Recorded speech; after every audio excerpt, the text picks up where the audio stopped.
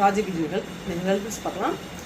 தூக்கம் வருவதுக்கு அமுக்கரக்கிழங்கு பொடி இரவில் வந்து நைட் படுக்க பிறகு வந்து ஒரு மணி நேரத்துக்கு முன்னாடி சாப்பிட்றதுக்கு முன்னாடி இல்லை சாப்பிட்றதுக்கு பிறகு கூட குடிச்சிக்கலாம். பாலில் கலந்து குடிச்சிட்டு வந்து தூக்கம் நல்லா ஆழ்ந்த வரும். அதேமாதிரி மன அழுத்தம் அதுவும் நீங்கும், ஆழ்ந்த உறக்கம் வரும்.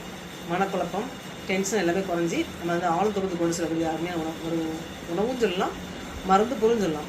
அமுக்கரக்கிழங்கு. நெக்ஸ்ட் வந்து சீரகத்தை வறுத்து பொடி பண்ணி அதை நைட் வந்து சாப்பிட்டதுக்கப்புறம் வந்து தேன் கலந்து குடிச்சிட்டு வரும்போது தேன் கலந்து அப்படி நாக்கில் வந்து தவிக்கலாம். வறுத்து பொடி பண்ணி தேனில் அப்படி கலந்து மிக்ஸ் பண்ணி நாக்கில் தவிட்டு சாப்பிடலாம். தூக்கத்தை நல்லா வந்து வச்சு சத்தியம் வந்து சீரகம் வந்து சிலருக்கு நெஞ்செரிச்சல் மாதிரி வந்துச்சுன்னா அதை வந்து தொடர்ந்து சாப்பிடாம கொஞ்சம் குறைச்சிக்கலாம். இந்த சீரகம் என்ன பண்ணால் நரம்புகளை வந்து தளர்த்தி நல்லா தூக்கத்தை கொடுக்கும்.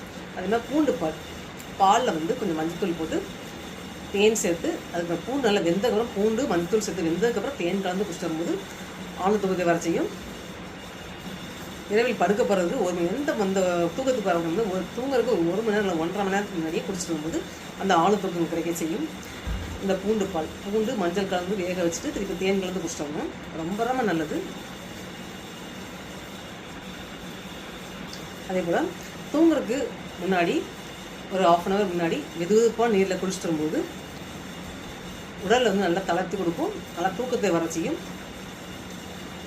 படுக்கைக்கு செல்வது ஒரு 2 hours முன்னாடி காஃபி டீ குடிக்கக்கூடாது. காஃபி டீ குடிக்காம இருந்தாலே போதும், நமக்கு வந்து இந்த தூக்கம் பிரச்சனை வந்து வெளியிடலாம்.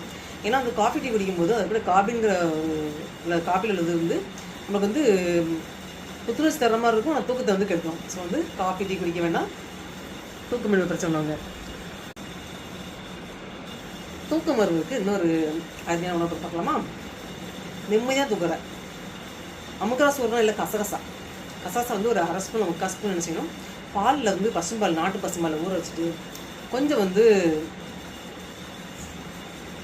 நல்லா ஊறினதுக்கப்புறம் மிக்சியில் அடித்து அது அரபல் வச்சுக்கலாம். தேங்காய் சில்லு ஒரு சில சேர்த்துக்கலாம்.